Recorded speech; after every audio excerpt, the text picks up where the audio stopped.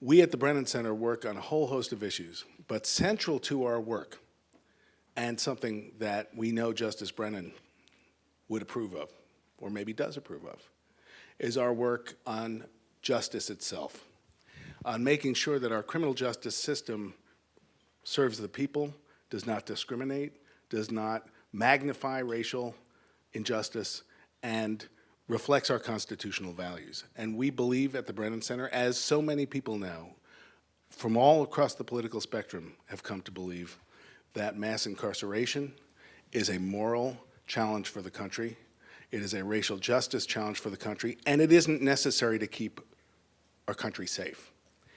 It's a very, very varied challenge. It's a very multifaceted issue, but we're very proud to have a justice program at the Brennan Center that has become a leading force, a leading voice on this issue in innovative and creative ways, using tools of economics, aligning with law enforcement and tapping their expertise, reaching out to communities, all the ways that we need to reach out to address this issue.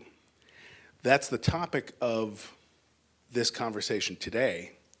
And on a note of personal privilege for those of us at the Brennan Center, we have really a remarkable group of people to talk about it, but one in particular we want to brag on. Lauren-Brooke Eisen, which is apparently her full name, we know her as LB, is a senior counsel at the Brennan Center in our justice program. She did a remarkable job on this book, Inside Private Prisons, that has just been released. She did this while working on everything else that we asked her to work on, all the other legal and policy work. Along with her colleagues in the justice program, she's brought economic analysis in the sense of the incentives that can drive mass incarceration and maybe can drive a better way. So we're very, very, very proud of you, LB. I said to, I think, your father that he was the second proudest person here. So we all are. And I want to hand the mic over, where am I, to Ailsa Chang. Before I do that, I want to thank the people at the Brennan Center who made this event possible. We have now a series of public events this fall at a moment of incredible public attention and passion about these issues and about all these issues. Our colleagues, Janine Plant-Cherlin, Mellon O'Keefe, Elizabeth Mart, and Jessica Katzen are making something new in New York City that is really serious and really exciting and is getting standing room only crowds even in the middle of hurricane private prison. And I want to thank you all. And I want to thank you, Ailsa. Ailsa Chang is a correspondent on Planet Money, on NPR, a star of radio, star of podcasts, and somebody who is part of the new wave of innovation in radio that is redefining how we communicate with each other. And we're really grateful to you for being part of this and for being here. Thank you. I'm thrilled to be here.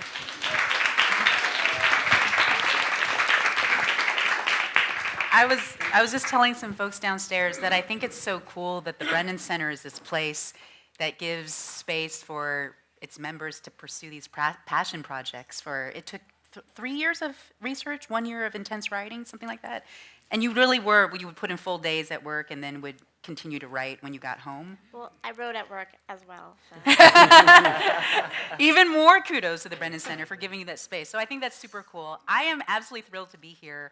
I am at Planet Money podcast right now, which has been great because for me, it's my first foray in long-form storytelling in radio. But as a former lawyer, even though Planet Money is teaching me how to think about economics in a different way, to learn a lot about economics, I'm finding all these ways to go back and tell stories about our legal system, about criminal justice issues, because I'm still so fascinated by those realm of stories. I started my reporting career as a criminal justice reporter at WNYC here in New York, and I never gave up that sort of fixation on how our justice system works. So I was especially ecstatic when you and Mellon approached me to moderate this panel. So thank you all for making it out here. Welcome. I believe we are podcasting, right, this event as we speak. So I just want to give a shout out to our podcast listeners. You can catch this event at brennancenter.org. Also, be sure to catch other podcasts and videos from the Brennan Center on iTunes and YouTube. And you can follow the Brennan Center's work on Facebook and Twitter. So let's get to it. As you all know, this is going to be a very focused, intense conversation about the private prison system in the United States. Hundreds of thousands of people enter into this private prison system and private immigration detention centers across the country. And it's a system that makes people a lot of money, some $5 billion a year. So private prisons, as you can imagine, have become a key focus for the movement against mass incarceration. And the Department of Justice under President Obama made some moves to try to decrease our country's reliance on private prisons. But under the Trump administration, the Justice Department seems to be reversing some of those efforts. So that brings us to the question, if the private prison system is to stay, and it's to stay robust in this country, how can it be improved? That's something we're going to talk about tonight. And we have a terrific panel of speakers that I will introduce right now. Eli Hager, over there on the very end, is a staff writer for the Marshall Project, a nonprofit news organization covering the criminal justice system. His work has appeared in the New York Times, the Washington Post, the Guardian, and many, many other places. Eric Schlosser, next to him, is an investigative journalist and the author of many books. I'm sure you've heard of these titles: Fast Food Nation and Command and Control, Nuclear Weapons, The Damascus Accident, and The Illusion of Safety. Schlosser's next book, The Great Imprisonment, delves into a lot of what we're going to be talking about today, into how the U.S. came to have the largest prison system in the world. Next, we have, obviously, Lauren-Brooke Eisen, who goes by LB. I'll be calling you LB tonight. She's a senior counsel for the Justice Program at the Brennan Center. She is also the author of the book we'll be talking a lot about tonight called Inside Private Prisons. She was given unprecedented access to the private prison system to write that book, and she will be sharing a lot about what she discovered in those 3 years that she spent researching this. And finally, Khalil Cumberbatch is the Associate Vice President of Policy for the Fortune Society. Khalil actually spent, correct me if I'm wrong, 6.5 years in prison. And now he spends his time helping other former inmates with reentry. The Fortune Society also talks about alternatives to incarceration. So welcome to all of you. This is fantastic to have you all here. Eric, I wanted to start with you first. About 20 years ago, you wrote what a lot of people regard as this seminal article for The Atlantic called The Prison Industrial Complex. It was a story that examined how closely connected capitalism is to the correction system. And you've been credited with coining a phrase that we toss around a lot. It's the title of that article, The Prison Industrial Complex. I guess if you could just start us out, what did you mean by that phrase, the prison industrial complex? Well, I won't take credit for coining the phrase. It was a phrase that was sort of being used and had been out there for a year or two. But I tried to figure out, does such a thing exist? Mm-hmm. And if it does, how would you describe it? And for me, the prison industrial complex is a set of political, bureaucratic, and economic forces that combine to push for incarceration, whether we need it as a society or not. And I try to analyze, well, what groups and what special interest groups were pushing for more prisons? Politicians who were using fear of crime to get elected. Bureaucracies like correctional bureaus and prosecutors who had a vested interest in growing their own bureaucracies. Rural areas that were economically deprived, for whom prisons were the only form of economic development that was going on in many cases in the 80s and 90s. And then you have corporations who, at the end, once the Cold War had ended, there were a lot of companies that were looking for new areas of growth, particularly in construction, and then the private prison companies.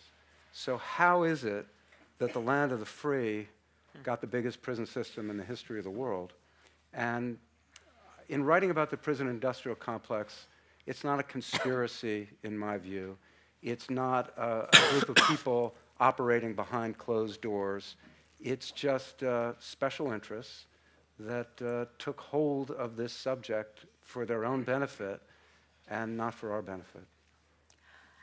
In 1998, when you first wrote that article Yeah. for The Atlantic, we as a country hadn't seen yet the levels of mass incarceration that we now see today. Yeah. I'm curious, what do you think has changed? How have economic incentives may have changed to contribute to the boost in prison populations that we see today? Yeah. You know, it was happening then, and I'm very gratified that it seems to have plateaued, but it's plateaued at an extraordinarily high level. There's often the statistic that there's 2.2 million people roughly behind bars, but there's an additional 12 million people who will be locked up every year because the jails especially are just this revolving door. Now, some of those 12 million are the same people getting locked up again and again, but this is a really unnatural thing, and somehow we've gotten used to it, and particularly for middle America and for opinion makers, you know, most middle Americans don't know anyone who's in prison because the prison industry and the prison industrial complex has basically been feeding off of the poor and people of color and people who are mentally ill and drug addicted. I mean, the most vulnerable members of society are the source of profits for the prison industrial complex. So the Marshall Project and so many organizations now are trying to bring attention to mass incarceration, but for years and years it was hidden away, and it was something that nobody really cared about because a lot of money was being made. LB, your book looks specifically at how private prisons played a role in mass incarceration. Start us out, how? How did the private prison system actually directly boost the populations that we see in prisons today? Well, as Eric mentioned, there's this sort of vast prison industrial complex that's even bigger than the industry that runs and operates these prisons. But what happened in the mid-1980s was that about 3/4 of states were under some sort of federal court order to reduce their prison populations due to unconstitutional conditions. So prisons were overcrowded, they were unsafe, they were unhygienic, they were bursting at the seams.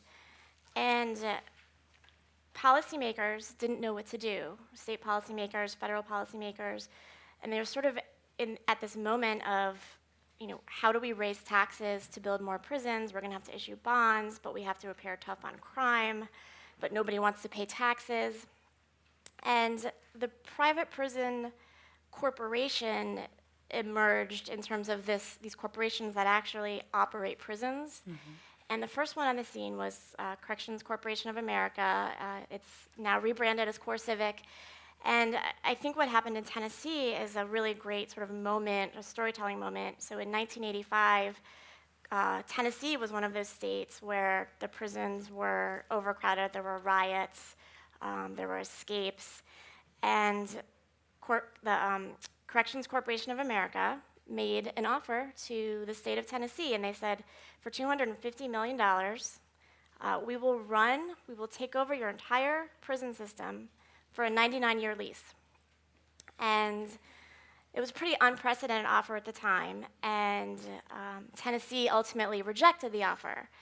There was an article in the Chicago Tribune in 1985 at the time that I think was very prescient and said nobody knew whether the lobbyists for Corrections Corporation of America running around the Capitol that day were cavalry coming to the rescue or profiteers coming to exploit. And I think that sort of phrase, that quote, just says so much about the three decades of the private prison industry where we haven't asked enough questions, and that moment let policymakers off the hook.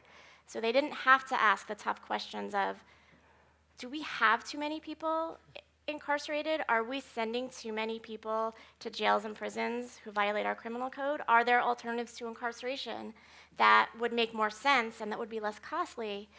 And that was a moment that the country, sort of a turning point, where we headed down towards this path of mass incarceration because the private prison industry sort of let everyone off the hook. Right. They didn't have to solve the hard problems. Right. They could build these prisons quickly, cheaply, and we just outsourced our overflow of incarcerated individuals. And I think since then, we have let the private prison industry, we were talking before this panel, become entrenched in corrections. And it didn't have to be that way, but that's what our policymakers and that's what our directors of corrections have sort of let happen. So we're at this time now where the private prison industry is entrenched in state corrections at the federal level, and maybe even more significantly because of what's happening under the Trump administration, about 65% of beds in immigration detention centers are run by the private sector. So we've essentially outsourced immigration detention in this country, and we're going to see more and more of that under this administration. And as we see the private prison system grow or stay robust, one of the problems that you identify in the book is you don't see really good, strong programming in these prisons to help reduce recidivism rates. I wonder if you could talk about that a little bit, that you actually see less programming in private prisons than you do in state prisons. Programming is just less of a priority. And that's purposeful, because what we've done is we've almost given the private prison industry, it is a little unfair. We've said, you need to save us money, but continue to, provide programming and, just be a government partner. But what happens is these private prisons will cut costs, so they'll cut corrections officers and they will cut programming in order to make a profit. They're for-profit industries. And when I visited a lot of these private prisons for the book, there is less programming. There tend to be less correctional officers. And a lot of the people I spoke to said, well, I'm being left alone and people aren't on my back the same way. But when I talked to a lot of the incarcerated individuals in these prisons, a lot of them wanted to be in state prisons where they had more programming. They wanted to learn skills that would help them for reentry, and a lot of them were actually asking to go back to the government, run prison just so they could get into the reentry programs.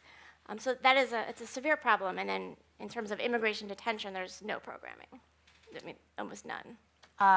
I'll return to this topic again, but I'm just curious about first thoughts. How do you incentivize private prisons to provide programming when they also are under the same pressure to cut costs? Is there a way to do that? And that's a great question, and something that I certainly wrestled with in terms of writing the book. In order to suggest reforms, we have to ask the questions of, there's a movement to abolish private prisons in this country, and a lot of people think, is it just? Is it fair to profit off of incarceration? But while this wider debate ranges, I think it's incumbent on government to hold corporations' feet to the fire a little bit more and say, as long as you are operating these facilities, you need to reduce recidivism rates. You need to improve your programming.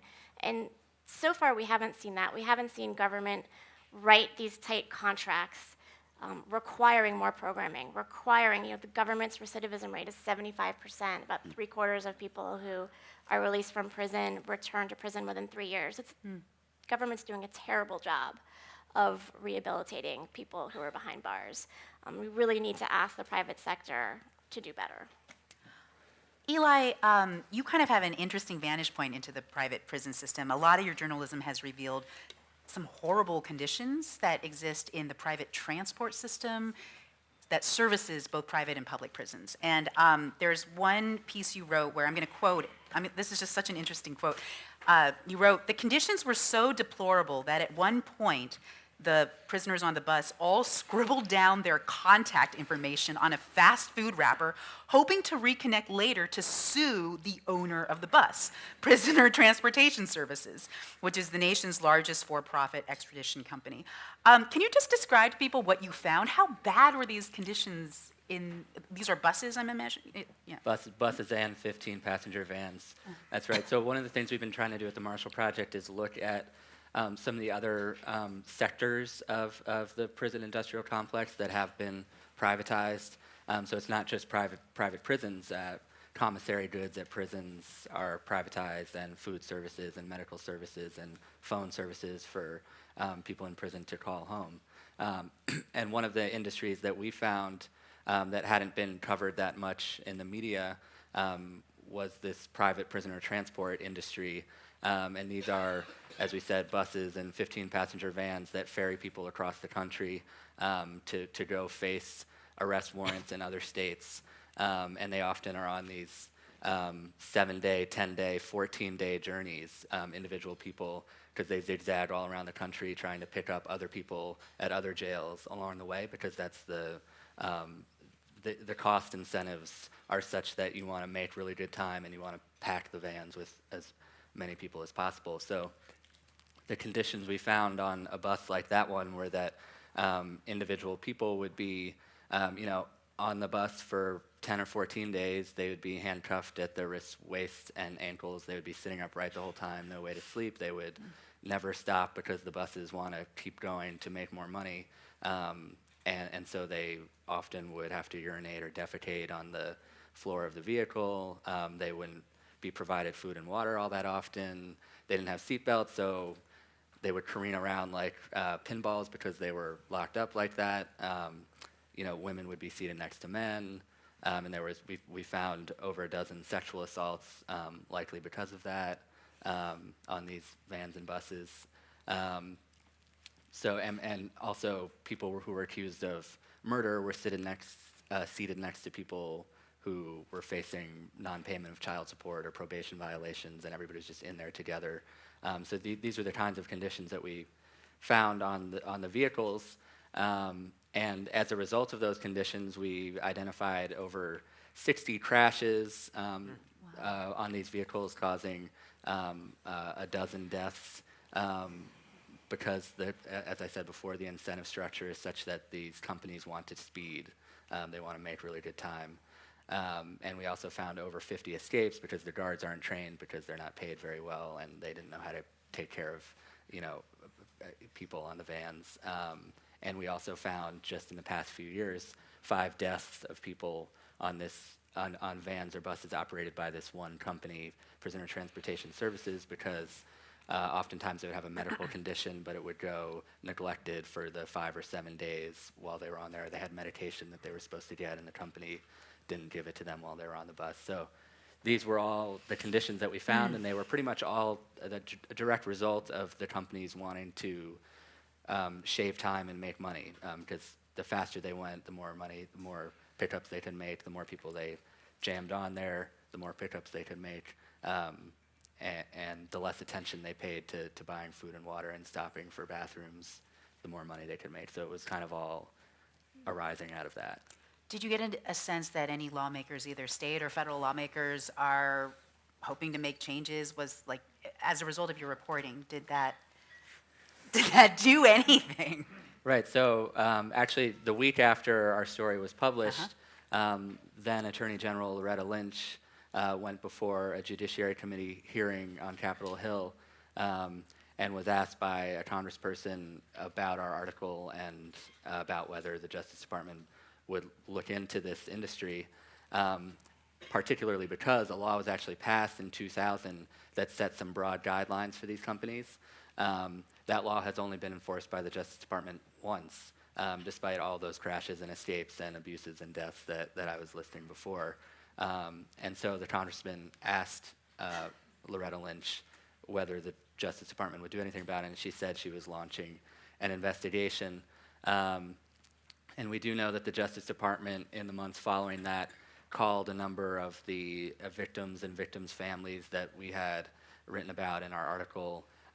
They were doing an initial investigation, obviously, a lot of the DOJ attorneys who were working on that, they may still be in the Justice Department, but some of the priorities of the Justice Department, especially the Civil Rights Division, have changed after the new administration took power. So it's not clear whether that investigation is being continued, but we do know that there was some response from the Justice Department. Khalil, you were not in a private prison, right? When you No. spent the 6.5 years? Okay. Yep. But part of what you do now is you work very closely with inmates who have been in private prison. Can you tell us what are problems that have been identified by people you work with who have spent years in private prisons, problems that you think are specific to private prisons? Yeah, so thank you, first of all, to the Brennan Center for having me, and LB, congratulations on your book. So I think when we hear the term private prison, I think most people are kind of taken aback. And I think most people are aghast at the fact that there is this profiteering wing of this issue that we now call mass incarceration. And so undoubtedly there are issues with transportation, and undoubtedly there are issues with the conditions that exist in some of these prisons and jails. But I would be remiss if I didn't say that private prisons are really the symptom of the deeper need to have capitalism guide this idea of justice. And what that means is that most people will hear private prisons and they will be confused and say, why is it that someone is serving a sentence that was given to them by a local or state government or federal government, they're serving it in a private entity? And so most people kind of like are preaching to the choir in that respect. But I think the most devious parts of the privatization of this entire system comes with things like ankle monitors. A recommendation that many people would hear and they would say, oh, that really does make sense. You know, like we don't want someone in a jail cell or a prison cell, so why not confine them to the community, but give them an ankle bracelet? But the reality is that that ankle bracelet comes at a cost to the individual, an individual that all too often committed an act that came from the fact that they did not have certain socioeconomic access. And so now you're putting more restriction on an individual who many would argue, including myself, should not have been given many restrictions in the first place to give them the lesser of two evils to choose from. And so what I'm saying is that private prisons, while a very important part of this conversation, I don't want it to get lost on the audience and to the folks watching and listening, that we're really talking about an entrenched ideology. Because, and so to give you another example, you're right, I didn't spend time in a private prison. I spent time in a New York State correctional facility. And so that is one that is ran by government employees, people who work for the state. But most people know that correction officers make the huge chunk of their salary on overtime, right? And so their base salary is not necessarily enough to provide a living wage for themselves and their families.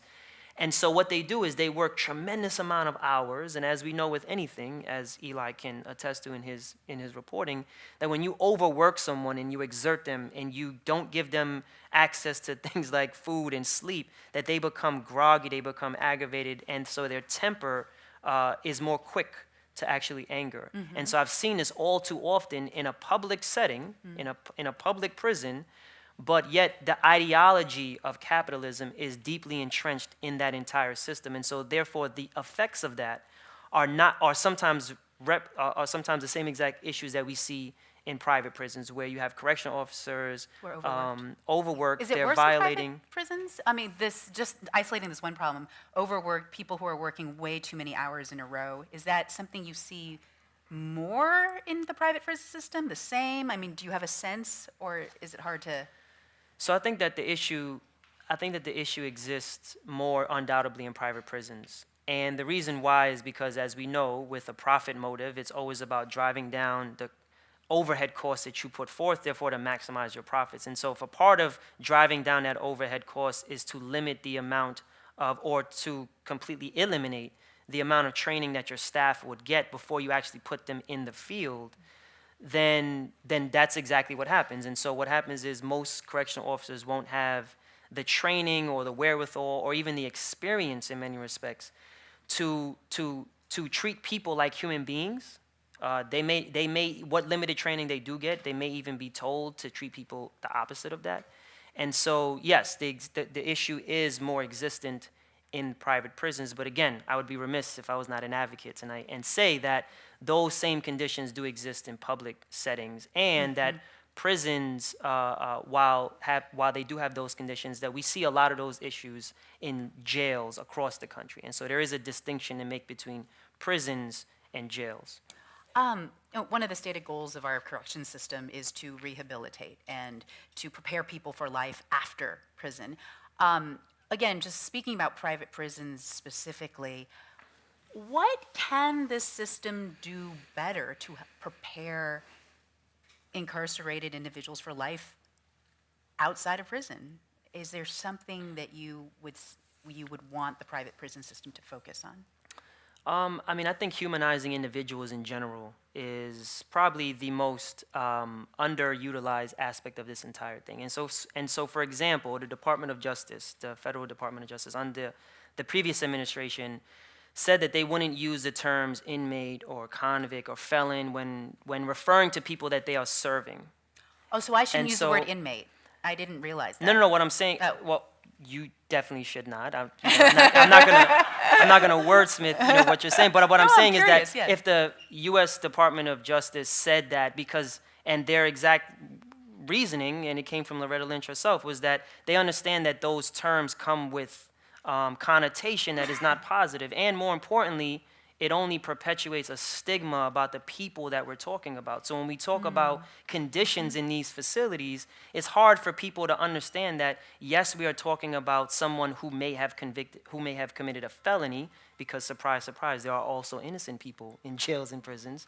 And so we are talking about someone who may or may not have committed a felony, that in the end, we're still talking about human beings who are going to return to the same society that we are a part of. And so it is our vested interest to not stigmatize them from the time that they are incarcerated. And so I think using human terminology is probably, a very immeasurable way to track progress. But nevertheless, can you imagine how it feels as someone who is incarcerated? I know I can't speak personally.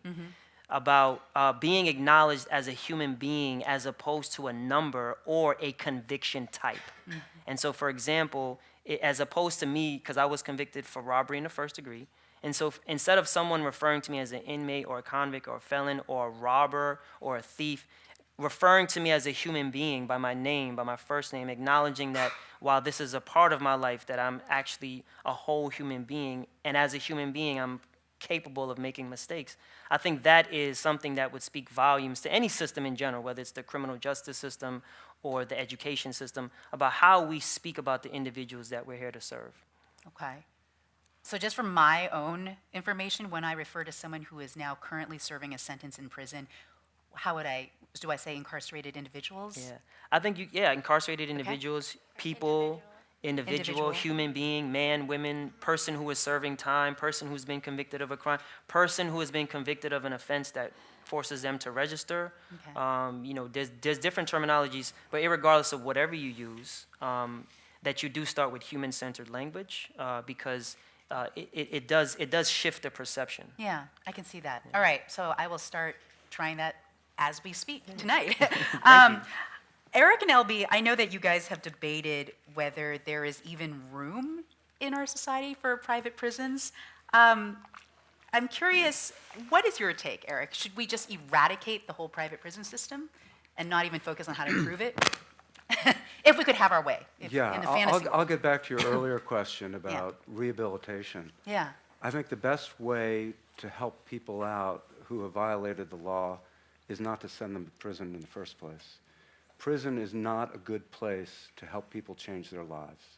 Prison is effective for keeping some people away from other people, but when you look at the range of behavioral issues, whether it's substance abuse, whether it's mental health problems, prisons are not good places to be, and so huge de-incarceration is important and essential if you really want to rehabilitate people.